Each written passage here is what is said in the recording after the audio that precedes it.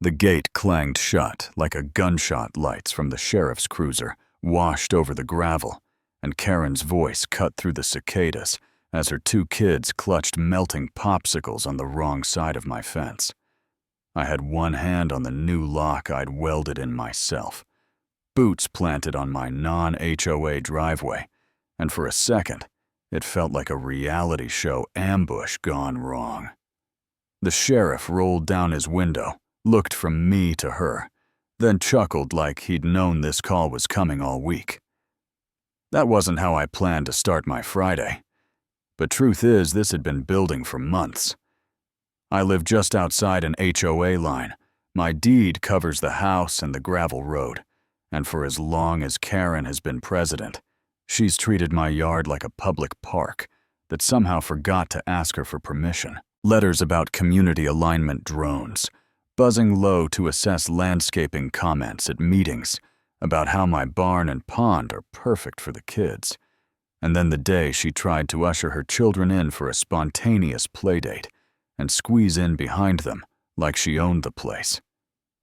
What she didn't know was I'd just installed a steel gate with an automatic lock. So the second those small sneakers crossed the threshold, the latch clicked. The boundary held, and the performance ran smack into reality.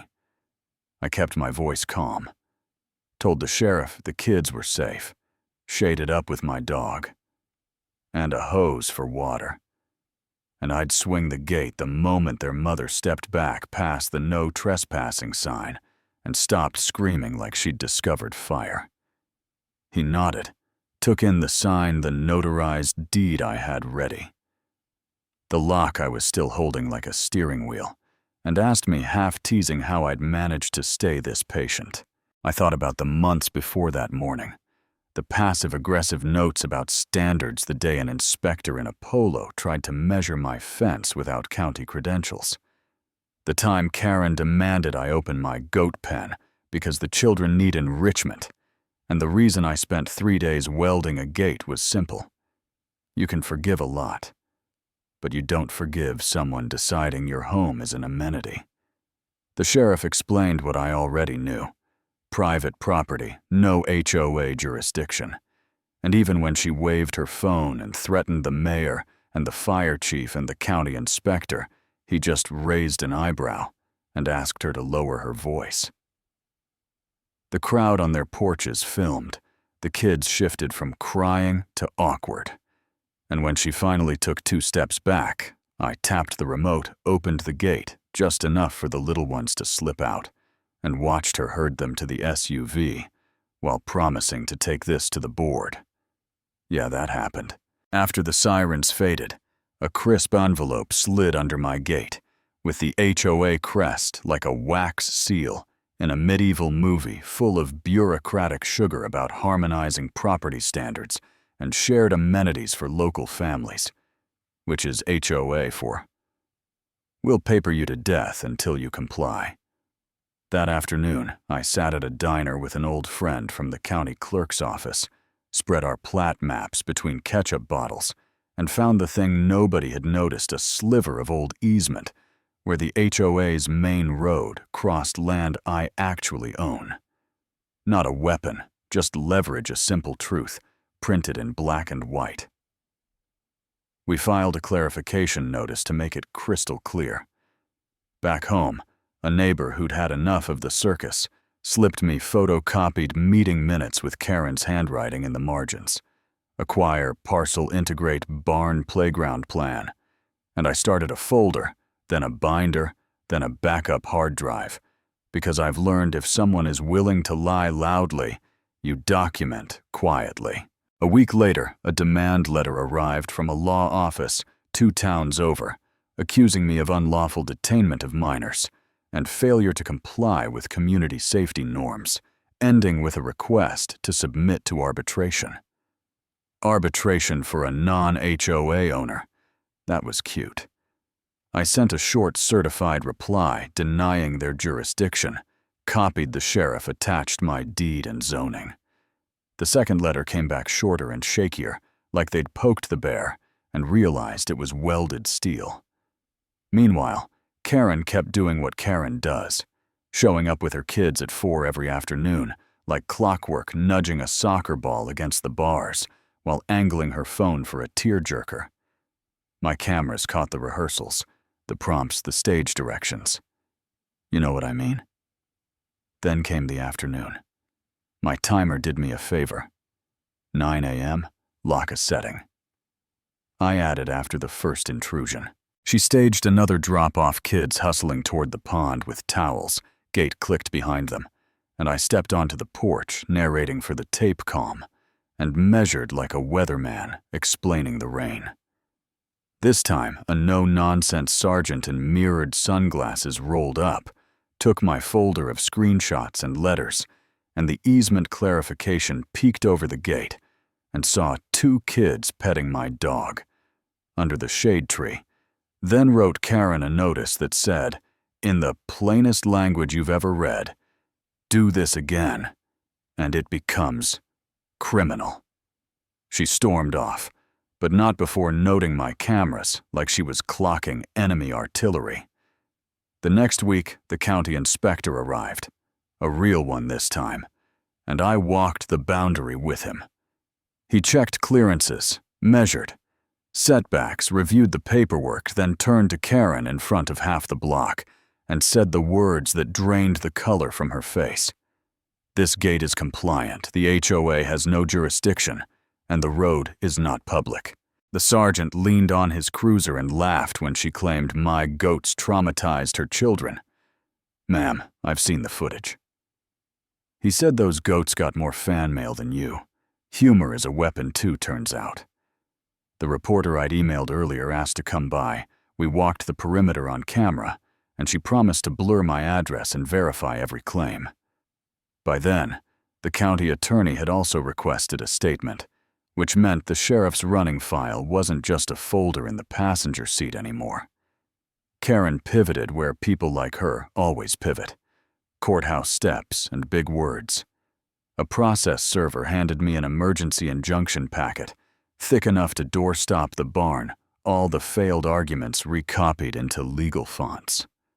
My attorney friend glanced through it, laughed, and helped me assemble a clean response with exhibits labeled like a cookbook. Court day came gray and cool. Small county courtroom, 2 of her lawyers. Perfect hair, a stack of papers that sounded thinner than they looked. The judge listened for 2 minutes, then tilted his head and asked, "What jurisdiction does an HOA have over a non-HOA parcel?" They muttered something about customary use, had no easement. And he took my deed, and the inspector's letter read quietly for 5 minutes, and dismissed the motion with prejudice. He warned about sanctions for abuse of process if they kept pushing fantasy as law. Outside, I told the reporter the simplest truth I know: the law works, and drove home to a gate that suddenly felt less like a barricade and more like a line of dignity. The story didn't end that afternoon, but it bent. The sheriff called about a restraining order based on the pattern, asked me to swear out a statement, and by Friday evening, a process server handed Karen the order within earshot of 3 porches. The HOA board, smelling liability, started holding late-night huddles. Then someone slipped more internal emails under my gate, and it was clear the flock was stepping away from its shepherd. Karen still tried to rally, set up an unsanctioned community safety meeting with free cookies and a portable speaker. But neighbors' lives streamed it with captions, and the thing played more like satire than fear.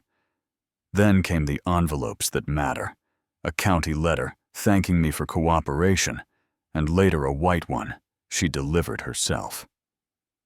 We were hosting a small barbecue for the folks who stood by us, kids tossing beanbags behind an inner fence while the goats tried to act dignified, when her SUV rolled up slow and quiet, windows down, posture stiff but exhausted.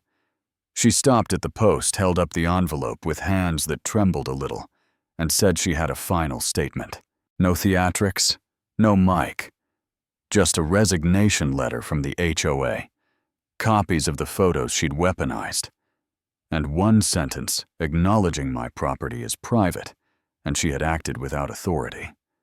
I told her to leave it at the post to respect the order she did, and for a moment the only sound was the cicadas and a kid laughing at the goats.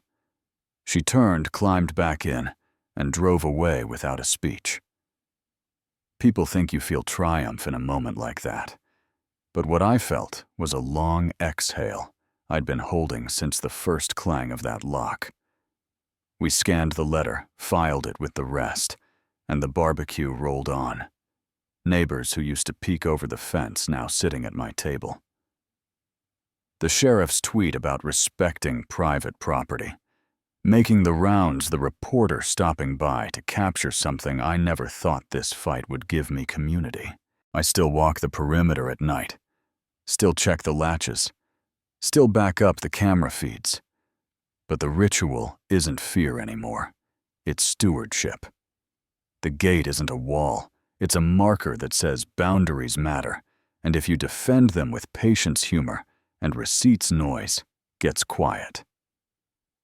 You might disagree with how I handled that first day. Kids locked on one side, mother on the other. And if you do say so because I get it, emotions run hard where children are involved. But facts are facts. They entered without permission, were safe the entire time. And it took that clang, that clear line to stop months of creeping entitlement. Yeah, that happened. If this hit home, tell me where you stand. Would you have opened the gate sooner or welded it shut sooner? Drop your take, share your own HOA war story. And if you want more, straight from the porch. Truth, like the video and subscribe. You know what I mean.